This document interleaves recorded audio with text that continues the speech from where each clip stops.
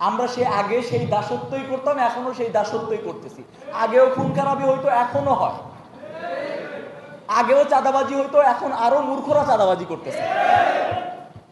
আগেও ভূমি দখল করতো, আগে অনার্স মাস্টার্স পাস করারা ভূমি দখল করতো, এখন 8-9 পাস করারা ভূমি দখল করতেছে। তবে আগে কেউ দিনাজপুরে আম আর কুমিল্লা এপিজেড দিত না। এটা হচ্ছে পার্থক্য। আগে স্মার্ট হইতে ফ্যাসিবাদী কাঠামোটা ছিল। অনেকে আমাদের বুঝতে 17 বছর সময় লাগছে, তবে এই সময়ে দেখলে বোঝা যাচ্ছে কোনটা ফ্যাসিবাদ আর কোনটা কি। সো এটা অ্যালার্মিং আর কি। আজকে এটা নিয়ে আলাপ করতে সব থেকে বেশি ইন্টারেস্টিং একটা ব্যাপার হইতো যদি আমাদের ক্ষমতাসীন দলের ছাত্র সংগঠন এখানে থাকতো। আমি আজকে এসে শুনলাম যে প্রধান চারজনকে অ্যাপ্রোচ করা হয়েছে, সেই চারজনের একজনও তারা আসে নাই আর কি। তো তাদের কাছে মনে হয় যে হয়তো বা গোল টেবিলে কোনো সমাধান আসবে না, সমাধান হয়তো বা অন্য কোনোভাবে আসবে। কালকে আমি তাদেরকে সাধুবাদ জানাই যে তারা এখানে মিছিল করতেছিল, গোটা ক্যাম্পাসে বাইক নিয়ে শোডাউন, ফ্যাসিবাদ বিরোধী মিছিল হবে, শোডাউন হবে। এখানে গোটা ক্যাম্পাসে মিছিল হচ্ছে, কৃষি অনুষদের পিছনে ছাত্রলীগ মিটিং করতেছে। গোটা ক্যাম্পাস কিন্তু বাইকে শোডাউন চলতেছে, কিন্তু কৃষি অনুষদের পিছনে যে মিটিং চলতেছে ছাত্রলীগের, এইটা কোনো ভাইয়ের কানে যায় নাই। কার্যকরী কিছু করেন। আমার যদি মনে হয় যে ফ্যাসিবাদী কাঠামোটাকে আপনি সামনে দেখায় আপনিও রাজনীতিটাই করতে চাচ্ছেন, তাহলে কি লাভ হলো?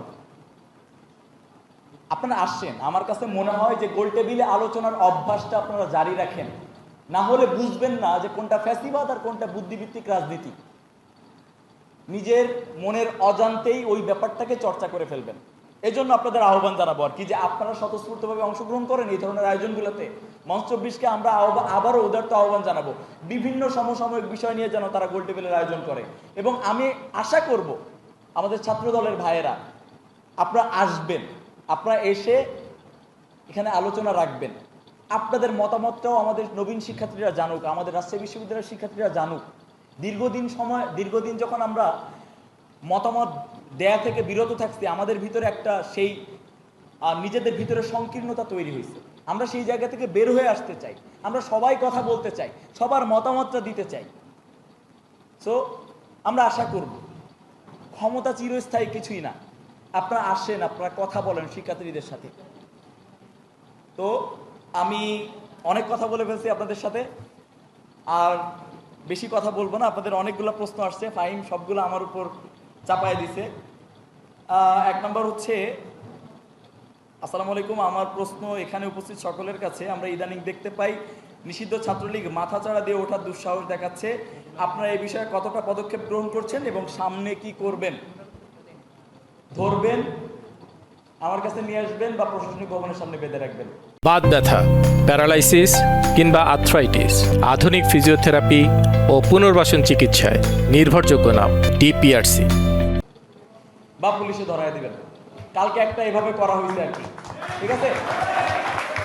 লীগ প্রশ্নে, ফ্যাসিবাদী খুনি লীগ প্রশ্নে কোনো আপোষ নাই। এই ব্যাপারে সবাইকে এক থাকতে হবে। আপনার বন্ধুর সাথে আপনি কথা বলেন না, কিন্তু আপনার বন্ধুর গায়ে জোর আছে, ওই ডানে নিয়ে যান। গতকালকে ঘটনা, এটা যদিও মিডিয়াতে আসে নাই, গতকালকে আকিব নামের একটা ছেলেকে ধরা হয়েছে আর কি। কৃষি অনুষদের পিছনে তারা 4-5 জন বসে মিটিং করতেছিল আওয়ামী লীগের আজকে প্রতিষ্ঠা বার্ষিকী এই জন্য।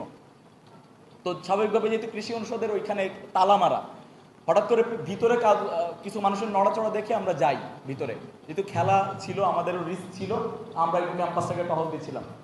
তো ভিতরে যেতেই ছেলেটার কাছে কিছুই নাই, গাঁজাও নাই, সিগারেটও নাই, মাদক নাই, কিন্তু সে তাকে চেক করতে দিবে না। আমরা চেক করতেছি কেন? খুব স্বাভাবিক ব্যাপার, এত রাতে এখানে 4-5 জন এক হয়েছে এবং লীগের প্রতিষ্ঠা বার্ষিকী, সে চেক করতে দিবে না। এত সিরিয়াস পর্যায়ে পৌঁছায় গেছে, সে এক পর্যায়ে আমাকে হিট করে বসছে আনএক্সপেক্টেড ভাবে। কয়েক জায়গায় ইনজুর্ড হয়েছে আর কি, পুরো শরীর ব্যথা। তারপরেও আপনাদের কাছে আসা, ব্যথা ওইটার জন্য না, লীগ খুশি হওয়ার কিছু নাই। ব্যথা ওই জন্য না যে মাইর খাইছি, ব্যথা ওই জন্য মারতে মারতে ব্যথা হয়ে গেছে শরীরে, বুঝতে পারছেন? তো এইটা ভাবার কারণ নাই যে মাইরা শরীরে ব্যথা লাগছে, পুরা 2 হাত ব্যথা হয়ে গেছে ওরে মারতে গিয়া। তো লিগ সাবধান।